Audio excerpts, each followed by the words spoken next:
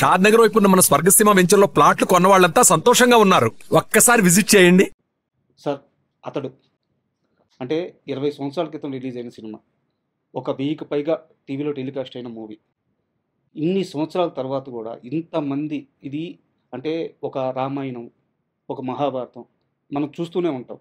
ఎన్నిసార్లు చూసినా ఒక తన్మయత్వం, ఒక అనుభూతి వస్తూ ఉంటుంది. నేను మరీ అలాంటి ఒక దేవుడితో సమానమైన వాటి గురించి పోల్చట్లేదు కానీ, సినిమా పరంగా వచ్చేలేకే అతడు సినిమా కూడా అలాంటి ఇంపాక్ట్ క్రియేట్ చేసింది సార్. ఆ సినిమాకి మీరు నిర్మాత. సో ఈరోజు ఆ మూవీ రిలీజ్ అవబోతుంది. ఎలా అనిపిస్తుంది సార్? చాలా సంతోషంగా ఉంది సార్. ఎందుకంటే 20 ఏళ్ల క్రితం రిలీజ్ అయిన ఒక సంచలనం సృష్టించింది అప్పుడే. సార్ మహేష్ బాబు సినిమాల్లో one of the best film కింద చాలామంది చెప్తారు ఈ cinema. Sir especially Mahesh Babu range పెరిగింది ఇక్కడి నుంచి. ఎగ్జాక్ట్లీ. ఇది దీని కంటిన్యూషన్ ఇమీడియట్గా అయితే అతని తర్వాత పోకిరి పడింది. అసలు తర్వాత పోకిరి దీనికి వచ్చిన దీని సక్సెస్ దాని అడ్వాంటేజ్ వచ్చింది పోకిరికి. అక్కడి నుంచి అలా ఇక నెంబర్ 1లోకి వెళ్ళిపోయాడు అనుకోండి. సార్ సినిమా అప్పుడు రిలీజ్ అప్పుడు పెద్ద ఇంత ఎక్స్పెక్టేషన్స్ లేవు. సినిమా రిలీజ్ అయిన తర్వాత ఎక్స్పెక్టేషన్ ముందు లేదు. సార్ దాని మూలంగా కానీ ఇంకా ఏదైనా మూలంగా కానీ అనుకున్నంత పెద్ద హిట్ కాల, కానీ లేట్గా గుర్తించారు. సార్ టీవీస్లో రావడం మొదలుపెట్టిన తర్వాత అందరూ టీవీలో చూసి ఇంత మంచి సినిమా, కామెడీ ప్రమాణంగా ఉంది, డైలాగ్ అసృద్ధంగా ఉంది, డైరెక్షన్ బాగుంది, మహేష్ బాబు కొత్త రకంగా చేశాడు, అట్లా అన్ని పేర్లు వచ్చేసి వచ్చే తర్వాత అసలు కంటిన్యూస్గా ప్రతి కొన్ని వారాలు అయితే శనివారాల్లో కంపల్సరిగా ఈ మూవీ పడని వారం అంటూ ఉండేది కాదు. ఏదో ఒక ఛానల్లో పడుతూ ఉండేది. చూసిన వాళ్ళు కూడా ఇదిగో ఈ బిట్టు చూడాలి, ఇదిగో ఈ కామెడీ సీన్ చూడాలి, లేకపోతే ఈ యాక్షన్ సీన్ చూడాలి. యాక్షన్ కూడా మేము చాలా ఎక్కువ ఖర్చు పెట్టాము సినిమా. క్లైమాక్స్ ఫైట్కి అయితే ఆ రోజుల్లో 28 రోజులు తీశారు ఒక్క ఫైట్. దానికోసం సెట్ వేసాం. ఒక పాడుపడిపోయిన ఒక చర్చి లాంటిది. అప్పటికి 3D టెక్నాలజీతో ఆ ఫైట్ షూట్ చేయడం నాకు తెలిసి అదే ఫస్ట్ టైం సార్. అది ఫస్ట్ మాస్టర్ ఉండి డైరెక్టర్ గారు అడగనే కానీ, కెమెరా పెన్ అడిగింది కానీ, ఎవరైనా సరే అందరు కలిసి అడిగిన దాని మీద దేనికైనా సరే బ్రహ్మాండంగా చేయండి సార్ అని చెప్పి మేము కూడా ఖర్చు గురించి ఆలోచించాం సార్. దాని మూలంగా యూకే నుంచి బ్రహ్మాండమైన కెమెరాస్ తెప్పించారు, దానికి సెట్ వేసాము.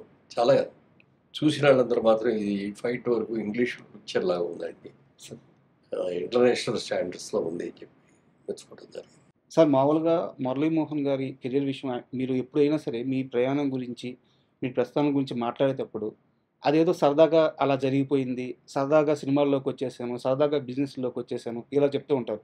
బట్ రియాలిటీ ఏంటంటే మీరు చుట్టూ ఉండే పరిసరాలని చాలా జాగ్రత్తగా పరిశీలిస్తారు. నాకు అతడు సినిమా ఎలా ఆన్బోర్డ్ అయిందని ఒక ఐడియా నేను అనుకుంటున్నప్పుడు నాకు ఒక ఆలోచన వచ్చింది సార్. త్రివిక్రమ్ అనే వ్యక్తి శ్రవంతి రవికిషోర్ వాళ్ళ బ్యానర్లో సినిమాలు చేస్తూ వాళ్ళ అసోసియేషన్ కూడా చాలా పెద్దది. వాళ్ళు అంత బాగా ఉన్నప్పుడు ఎక్కడో ఉన్న త్రివిక్రమ్ తీసుకొచ్చి మొదటి సినిమా ఇద్దామనే ఆలోచన చేశారంటే మీరు ఎంత అబ్జర్వ్ చేశారు త్రివిక్రమ్ గారిని అప్పుడు? అంటే అప్పుడు చాలా సినిమాలకి బ్యాక్గ్రౌండ్లో ఉండి వర్క్ చేసేవాడు ఆయన. సబ్జెక్ట్ సెలక్షన్ కానీ, సబ్జెక్ట్ వర్క్ చేయటం కానీ, లేకపోతే అతని సొంత సబ్జెక్ట్ అవ్వటం కానీ, ముఖ్యంగా స్క్రీన్ ప్లే, డైలాగ్స్ కంప్లీట్గా అతనే చేశాడు. ఆ సినిమాలన్నీ సక్సెస్ అని చూసిన తర్వాత రోజు నేను ఆ బ్రదర్ కిషోర్ గారు ఇద్దరం కలిసి కూర్చొని మనం నెక్స్ట్ పిక్చర్ త్రివిక్రమ్కి ఇస్తే ఎట్లా బాగుంటుంది, అతన్ని మనం డైరెక్ట్ కూడా చేయొచ్చు కదా, స్క్రీన్ ప్లే బాగుంటుంది, మాటలు బాగుంటున్నాయి, అన్ని రకాలుగా బాగుంది, మనం ఫస్ట్ టైం ఛాన్స్ మనం ఇద్దాం. అప్పటిదాకా అసోసియేషన్ అయితే లేదు మీకు త్రివిక్రమ్తో? ఎక్కడ కలవలేదు? కాబట్టి ఆ సినిమా రిలీజ్ అయినప్పుడు అక్కడ పరిచయం చేసిన తెలుసు తప్ప అంతకంటే పెద్ద క్లోజ్ పరిచయాలు లేవు. అనుకున్న తర్వాత ఒక రోజు పిలిచాం, మంచి సబ్జెక్ట్ ఉంటే చెప్పండి సార్, మీకు డైరెక్షన్ ఇస్తాం, ఫస్ట్ టైం డైరెక్షన్ మన దాంట్లో పెద్ద సినిమా తీస్తున్నాం అని చెప్పి. అంటే సార్ మీరు ఇచ్చినందుకు చాలాసార్లు సంతోషం అండి, కానీ మన రవికిషోర్ గారికి మాట ఇచ్చాము, దానికి మీరు ఒప్పుకునేటట్టే చేస్తాను, సెకండ్ పిక్చర్గా చేస్తానండి. అది ఎవరు హీరో అంటే పలానా హీరో అని.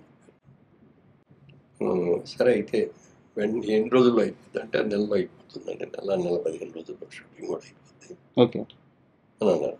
అయితే మేము ఈ లోపల సబ్జెక్ట్ అది మీరు చేస్తే సబ్జెక్ట్ ఓకే చేసుకొని మిగిలిన క్యాస్టింగ్ అంతా సెలెక్ట్ చేసుకుందాం అని చెప్పి అంటే వెంటనే చెప్పారు. ఇక్కడే కూర్చొని ఎదురుకుంటే ఇలాగే కూర్చొని సార్ చెప్తే నెంబరు 3 hours చెప్పారండి ఆ కథ. సార్ నేను మా బ్రదరు ముగ్గురే, ఎవరికి చెప్పేసి లోపలికి ఎవరు రావద్దు, డిస్టర్బ్ చేయొద్దని ఫోన్లు కూడా స్విచ్ ఆఫ్ చేసుకొని కూర్చొని సినిమా మా కళ్ళ కట్టినట్టు చూపించారు సినిమా. ప్రతి షాట్ ఎలా ఉన్నది అనేది చూసిన తర్వాత అప్పుడు అనిపించింది డెఫినెట్గా డైరెక్టర్గా కూడా చాలా మంచి పేరు తీసుకుంటాడు. సార్ స్క్రీన్ ప్లే బ్రహ్మాండంగా ఉంది, డైలాగ్స్ చాలా బాగున్నాయి అని అనుకున్నాం. బాగుందండి సినిమా, సబ్జెక్ట్ చాలా బాగుంది. హీరో గారికి కూడా ఒకసారి చెప్పాను, హీరో గారు చెప్పగానే ఆయన వెంటనే ఓకే చేశారు. ఆయన చేసిన తర్వాత నేనే అంతా అయిన తర్వాత సినిమా అయితే అద్భుతంగా ఉందండి. కానీ కొంచెం hero character beginning negative character లాగా ఉంది. నాకు ఒక్కటే ఒక ఫస్ట్ చేయడానికి వీలవుతాను అయినా అన్నాడు. మా బ్రదర్ కిషోర్ కూడా వాళ్ళ ఇంటర్నేషనల్ సినిమాల్లో కూడా హీరో క్యారెక్టర్ నెగిటివ్ నుంచి స్టార్ట్ చేసి పాజిటివ్కి తీసుకెళ్ళటం అప్పుడు అది ట్రెండ్ స్టార్ట్ అవుతుంది అని చెప్పేటప్పటికి నేను కూడా కన్విన్స్ అయ్యాను. సరేనండి, నెగిటివ్ అంటే మరీ నెగిటివ్గా ఏం లేదు, క్యారెక్టర్ అలా ఉంది కదా అని చెప్పిన దాని మీద చేశారు. పర్ఫెక్ట్గా స్క్రిప్ట్ కూడా రాశారు. రాసిన తర్వాత మేము ఒకటే చెప్పాం, మేము తీసి నేను ఇప్పుడు 24 సినిమాలు తీసామండి.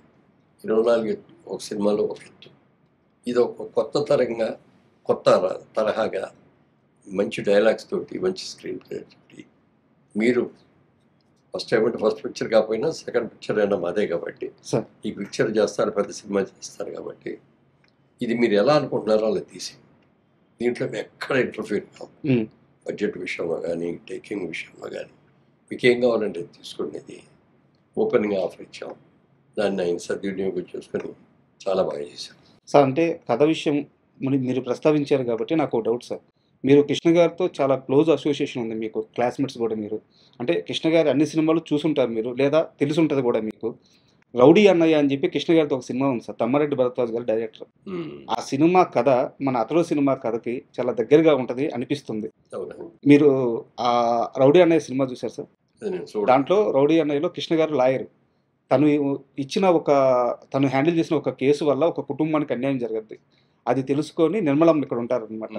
నిర్మలమ్మ ఇంటికి వచ్చి ఆ కుటుంబం మొత్తానికి న్యాయం చేస్తారనమాట. ఆ ఊర్లో ఆ కుటుంబానికి ఏం సమస్యలు ఉన్నాయో అవన్నీ సాల్వ్ చేసి, నిర్మలమ్మ గారి మనవడు కాకపోయినా సరే, నువ్వు మనవడు కాకపోతే ఏమి నాకు అంత మంచి చేసావు అని చెప్పేసి క్లైమాక్స్ సీన్స్.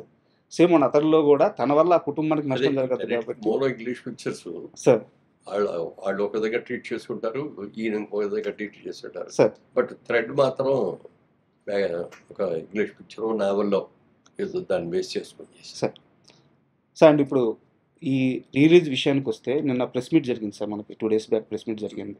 ఆ ప్రెస్ మీట్లో కూడా మాట్లాడుతూ ఈ సినిమాకి వచ్చే కలెక్షన్ కానీ ఏదైతే రెవెన్యూ ఉందో అదంతా కూడా మహేష్ బాబు ఫౌండేషన్కి వెళ్తుంది అని చెప్పేసి చెప్పారనమాట. మీరు నిర్మాత, సో ఇక్కడ వచ్చే రెవెన్యూ అటు పంపించడానికి కారణం ఏంటి సార్? కారణం ఏమీ లేదు, దీని మీద మేము ఏదో లాభం వస్తుంది అనేది ఎక్స్పెక్ట్ చేయట్లేదు. సార్ సినిమా బాగుంటుంది, డెఫినెట్గా బాగా సక్సెస్ అవ్వాలి. సార్ మేజర్గా ఇది దాదాపు 2 సంవత్సరాల నుంచి అడుగుతున్నారు. ఓకే, రీలీజ్ చేస్తూ ఉంటే అదండి ఇదండి మీరు ఇవ్వాలండి, మాకు అవుట్లెట్లు ఇచ్చేయండి, మేము కొనుక్కొని మేము చేస్తాం. ఇది చాలా ఆఫర్లు వచ్చినాయి. సార్ తర్వాత చూద్దాం అంటే ఈ 2 ఏళ్ళు ఇట్లా ప్రొగ్రామ్ చేసుకుంటూ వచ్చాం. తర్వాత ఇప్పుడు ప్రసెంట్ చేస్తున్న వాటి వీళ్ళందరూ కూడా